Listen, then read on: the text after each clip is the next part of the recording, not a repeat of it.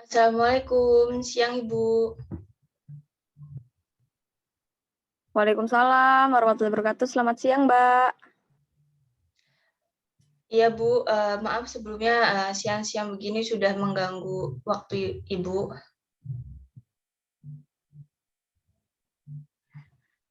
Nggak apa-apa, Mbak Iva.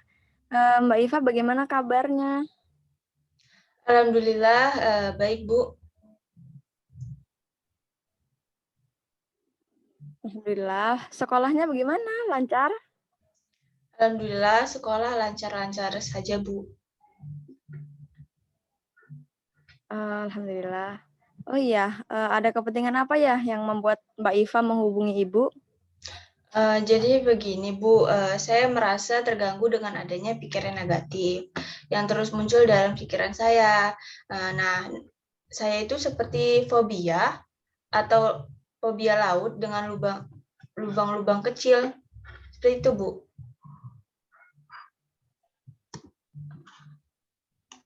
Oh, begitu ya.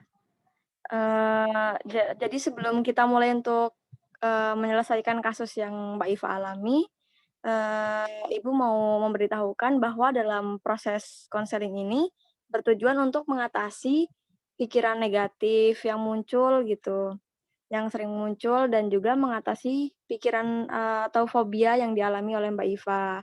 Bagaimana? Apakah Mbak Iva, bisa mengerti? Baik Bu, saya mengerti. Oke, baiklah, kalau begitu Mbak Iva tadi mengatakan bahwa Mbak Iva terganggu oleh pikiran-pikiran, yang muncul, yaitu takut akan, lubang-lubang kecil gitu kan, eee, seperti fobia gitu terhadap lubang-lubang kecil.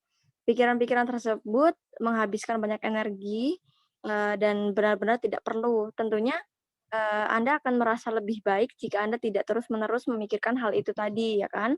Nah, maka, prosedur latihan ini dapat membantu Mbak Iva untuk bekerja menghilangkan kebiasaan berpikir, seperti itu. Bagaimana menurut Mbak Iva?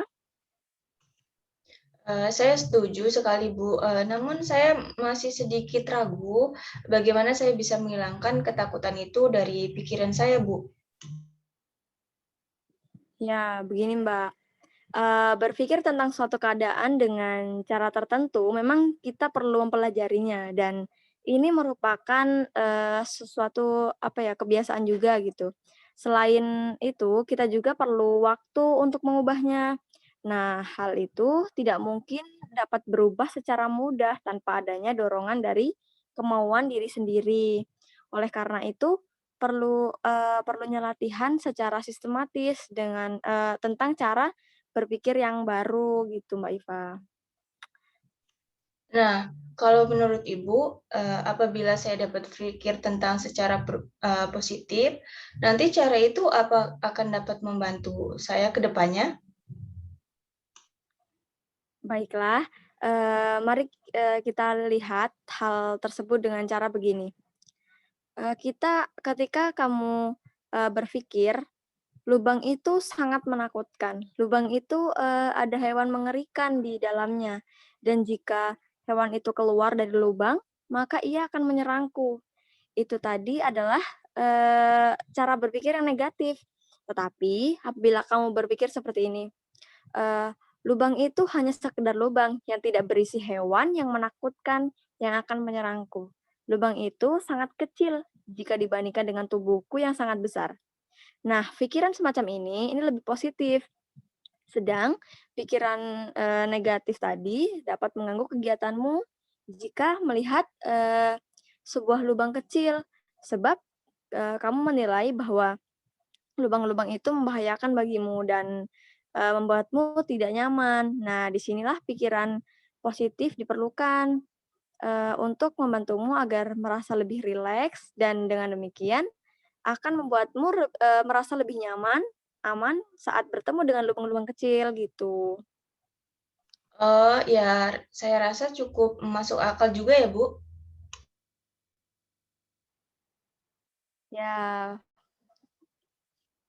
baiklah.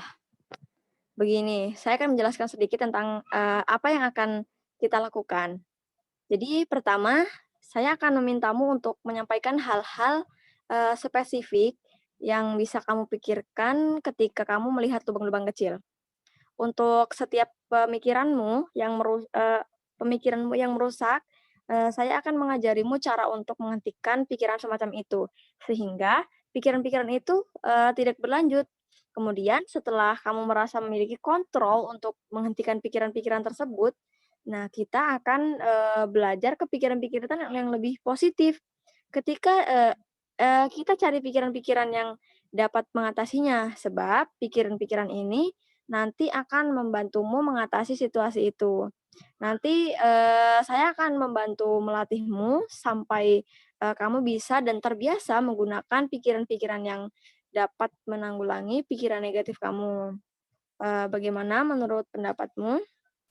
Apakah setuju? Eh, Baik Bu, saya setuju. Oke, baiklah.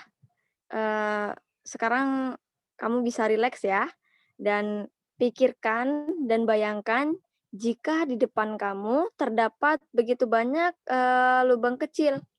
Nanti beritahu saya apa yang, sedang kamu pikirkan. Oh ya, saya berpikir lubang itu sangat mengerikan. Lubang itu pasti berisi banyak hewan-hewan menakutkan yang akan. Stop.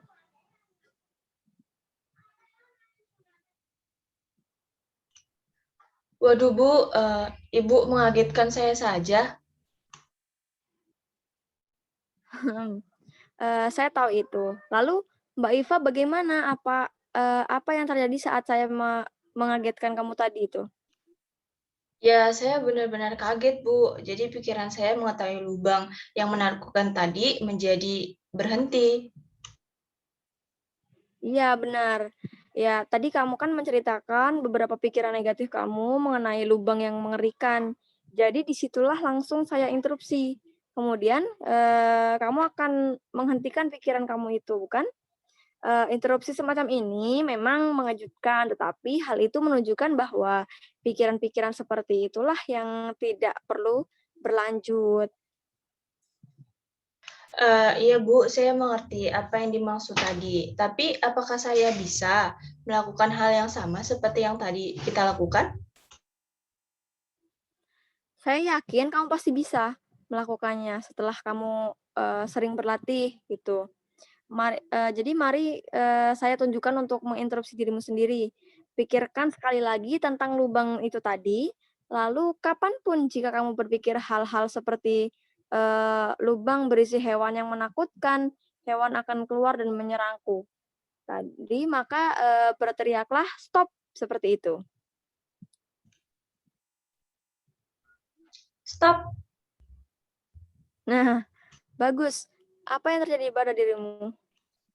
Eh, saya berhenti memikirkan hal itu Bu, tapi masih aneh kelihatannya.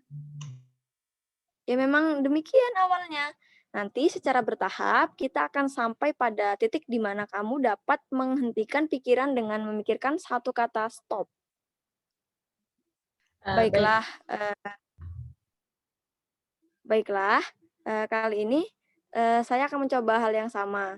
Hanya saja kali ini jika kamu menemui pikiran-pikiran negatif kamu, hentikanlah, dengan mengatakan stop pada dirimu sendiri tanpa ada orang yang mendengarnya. Silahkan, Mbak Iva. Sudah Bu. Wah, itu bagus sekali. Sepertinya kamu mampu menghentikan pikiran-pikiran itu dengan tepat. Ya, ternyata saya juga bisa, tetapi apakah saya tidak lupa ya cara melakukannya Bu? Oh, tentu saja tidak. Jika kamu terus berlatih, jika kamu terus melatihnya, paling tidak kamu harus berlatih ya 3 kali dalam sehari. Persis seperti yang telah kita lakukan hari ini. Lalu, bisakah kamu mencatat hasil dari latihanmu setiap hari dan nanti bisa dibawa kepada saya lagi gitu. Baik Bu, saya bisa. Oke, mungkin, Ibu kira cukup ya untuk pertemuan kali ini. Selamat berlatih dan sampai bertemu di pertemuan berikutnya ya, Mbak Iva. Baik, Bu Yelin, terima kasih banyak atas sarannya. Ya, sama-sama.